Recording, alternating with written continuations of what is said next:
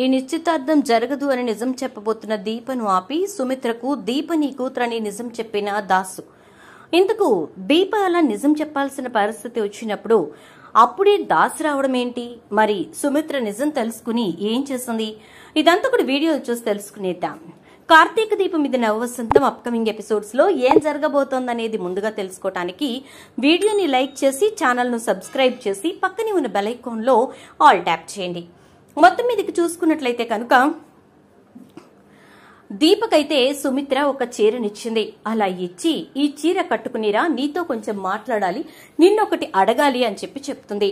అలా చెప్పేసరికి ఇక దీప అయితే సరే అంటూ వెళ్లి చీర కట్టుకుని చాలా సంతోషంగా ఇక కార్తీక్ దగ్గరకు వస్తుంది. అలా వచ్చి తన తల్లి తన కోసం తీసుకొచ్చినటువంటి చీరను చూపించి చాలా సంబరపడిపోతుంది.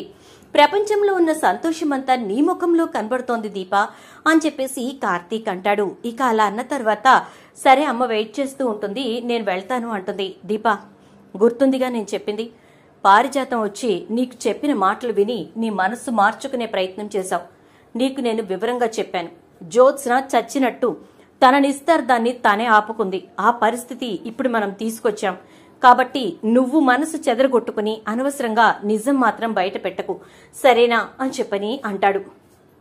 సరే బాబా, అలాగే, నేను మాత్రం నిజం బయట పెట్టను, నన్ను నేను కంట్రోల్ చేసుకుంటాను అంటూ సుమిత్ర దగ్గరకు వెళ్లి అమ్మా చీర చాలా బాగుంది అని చెప్పని అంటే ఆ సంతోషం నీ ముఖంలో కనపడుతోందిలే అంటుంది సుమిత్ర. మా బావ కూడా ఇదే మాట అన్నాడమ్మా అని చెప్పని అంటుంది. సరే అయితే నేను నమ్మే ఒక వ్యక్తి ఉన్నారు, వాళ్ల ముందుకు తీసుకెళ్లి నిన్ను అడుగుతాను, నాకు నిజమే చెప్పాలి అని చెప్పని అంటే అలాగే అంటుంది. దేవుడి దగ్గరకు తీసుకెళ్లి ఇక దేవుడి మీద ఒట్టేసి ఈ నిస్తార్థం జరుగుతుందా లేదా చెప్పు అంటుంది. దేవుడి మీద కంటే నా మీద ఒట్టేస్తేనే నువ్వు కరెక్ట్ గా చెప్తావని సుమిత్ర మీద ఒట్టు వేయించుకుంటుంది. ఇక అలా ఒట్టు వేయించుకునేసరికి దీపక్ ఏం చెప్పాలో అర్థం కాదు.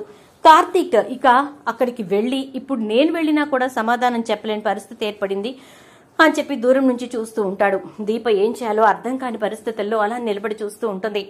చెప్పు దీప, ఈ నిస్తార్థం జరుగుతుందా, ఆగిపోతుందా?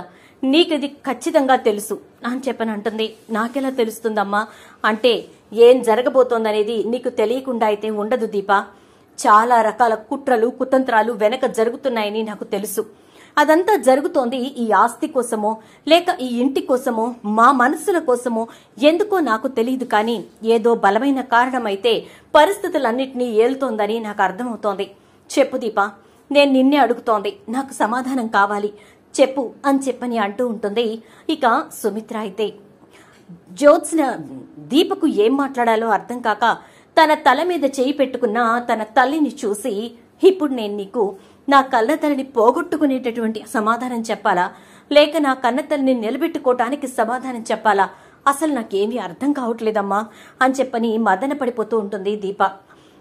ఇక సుమిత్ర ఎంతసేపు, త్వరగా చెప్పు దీప, నా మనసు ఎంతో పెద్ద బండరాయిని మోస్తున్నట్టుంది, ఏం జరగబోతుందో అర్థం కాని పరిస్థితుల్లో మనసు కొట్టుమిట్టాడుతోంది. చెప్పు దీప, దయచేసి నిజం చెప్పు అని చెప్పని అంటూ ఉంటుంది సుమిత్ర. అయితే చెప్తానమ్మా, నిజమే చెప్తాను, జరగబోయే నిస్తార్థానికి సంబంధించి నాకు తెలిసింది నేను చెప్తాను అని చెప్పని అంటూ ఉంటుంది దీప. అలా అంటూ ఉన్నటువంటి దీపతోటి సుమిత్ర నేను చచ్చినట్టే నువ్వు కనుక అబద్ధం చెప్తే అని అనగానే ఒక్కసారిగా దీప అయితే షాక్ అయిపోతుంది. ఒక్కసారిగా దీప గుండె జల్లుమంటుంది. ఏంటి అమ్మ ఇంత మాట అంది, నేనిప్పుడు నిజం చెప్పాలా అబద్ధం చెప్పాలా? నేను నిజం చెప్తే నా తల్లిని పోగొట్టుకున్నంత పనిచేసింది దాన్నవుతాను. ఏం చేయాలరా భగవంతుడా, బావా ఇలాంటి ఇరకాటంలో పెట్టేశావేంటి బావా నన్ను? ఇప్పుడు మా అమ్మ అడుగుతున్న దానికి నేనేం చెప్పాలో అర్థం కావట్లేదు బావా అనుకుంటూ మనసులో మదన పడిపోతూ ఉంటుంది. ఈలోపు లోపలికి భగవంతుడిలా అడుగు పెడతాడు దాసు. వదినా, సుమిత్ర వదినా అని చెప్పని అంటూ లోపలికొస్తున్న దాసుని చూసి కార్తీక్ సమయానికి వచ్చావు మావయ్య అని చెప్పని అంటూ రండి మావయ్య రండి లోపలికి రండి అని చెప్పని అంటూ కార్తీక్ లోపలికి తీసుకొస్తాడు. ఇదిగో అత్తయ్య ఇక్కడే ఉంది అనగానే దీప వెంటనే తన చేతిని తీసేస్తుంది. సుమిత్ర అలా చూస్తూ ఉండిపోతుంది. ఏంటొదినా, ఏమైంది? దీపని ఏదో గుచ్చి అడుగుతున్నట్టున్నావు అనగానే హే నిశ్చితార్థం ఈవిడ వల్లే ఆగిపోతూ వస్తోంది, ఇప్పటికైనా జరుగుతుందా లేక ఆగిపోతుందా అని చెప్పి నా మనసు కీడు శంకిస్తోంది. అందుకోసమే ఇది ఏం జరిగినా, అంటే మంచి జరిగినా చెడు జరిగినా దీప వల్లే జరుగుతుంది కాబట్టి దీపని ప్రశ్నిస్తున్నాను అంటుంది. అవునా వదినా, మంచి పనే చేస్తున్నావు. కానీ నీకు తెలియని ఒక విషయం చెప్పనా? అసలు ఈ నిశ్చితార్థానికి నీకు సంబంధం ఏంటొదినా అని చెప్పని అంటాడు. సంబంధం ఏంటి దాసు? ఈ నిశ్చితార్థం నా కూతురిది అని చెప్పని అంటే నీ కూతురికి పెళ్లైపోయిందొదినా అంటాడు దాసు. ఏం మాట్లాడుతున్నావు? నా కూతురికి పెళ్లవడమేంటి? ఒకసారి నిశ్చితార్థం చెడిపోయింది, అది కార్తీక్తో జరగాల్సింది. ఇంకొకసారి నిశ్చితార్థం చెడిపోయింది, అది గౌతంతో జరగాల్సింది. ఇప్పుడిది మూడోసారి.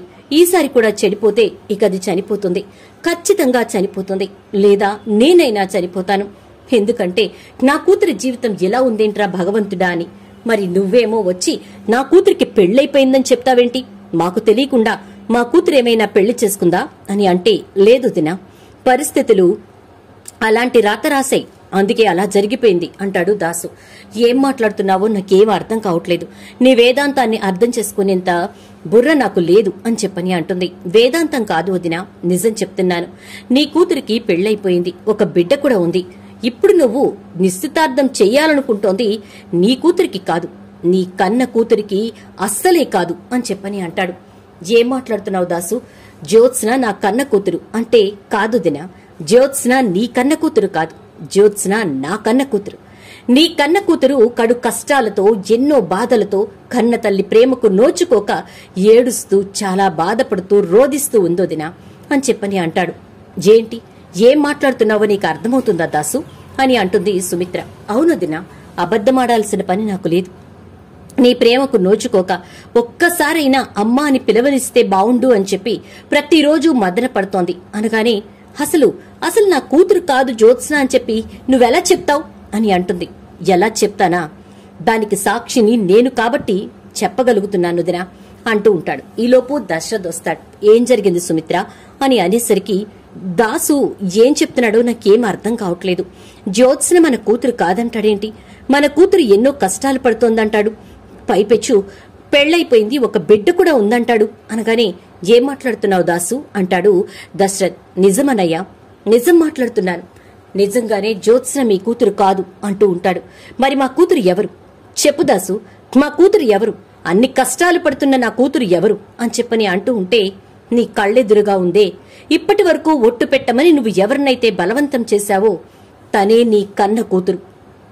దీప నీ కన్న కూతురు, జ్యోత్స్న నా కన్న కూతురు అని చెప్పగానే షాక్ అయిపోతుంది సుమిత్ర.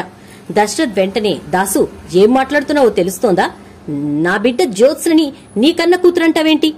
ఎవరో తెలియని దీపను నా కన్న కూతురంటావేంటి అని చెప్పని అంటే, నేను అదే అనుకున్నానన్నయ్య, ఎవరో తెలియని దీప అని. కాని ఈ ఇంటి బిడ్డ, ఈ ఇంటి వారసురాలు మీ కన్న బిడ్డ అని తెలిసిన తర్వాత నా మనస్సు అస్సలాగలేదు. కాని కార్తీక్ కొన్నాళ్లు ఆగమన్నాడు. ఇప్పుడు ఇక్కడ జరుగుబోవలసింది ఏదైతే ఉందో దాన్ని జరగకుండా అడ్డుకునే ప్రయత్నం సుమిత్ర వదిన చేస్తోంది. ఎందుకంటే మీరు సైలెంట్ గా ఉంటే జ్యోత్స్న తనంతట తానే బయటపడి ఈ నిశ్చితార్థాన్ని ఆపుకుంటుంది. ఆ తర్వాత మీకు ఒక్కొక్కటిగా జ్యోత్స్న గురించి అర్థమవుతుంది అని చెప్పని అంటాడు దాసు. దశరథ్ వెంటనే, సైలెంట్ గా ఉండు సుమిత్ర, ఏం జరుగుతుందో చూద్దామనగానే ఇక దీప సైలెంట్ గా ఉంటుంది, సుమిత్ర సైలెంట్ గా ఉంటుంది. దీప నా కన్న కూతురేంటనే ఆలోచన సుమిత్ర మనసును తొలిచేస్తూ ఉంటుంది. ఇంకా ఈలోపు గౌతమ్ వాళ్ళు రావడం, వీళ్లేమో దీప నిశ్చితార్థం ఆపుతుందని చాలా హ్యాపీగా ఉండడం. కానీ దీప ఏం పట్టనట్టుగా అటు ఇటు తిరుగుతూ ఉండడం చూసి ఏం అర్థం కాదు జ్యోత్స్నకి.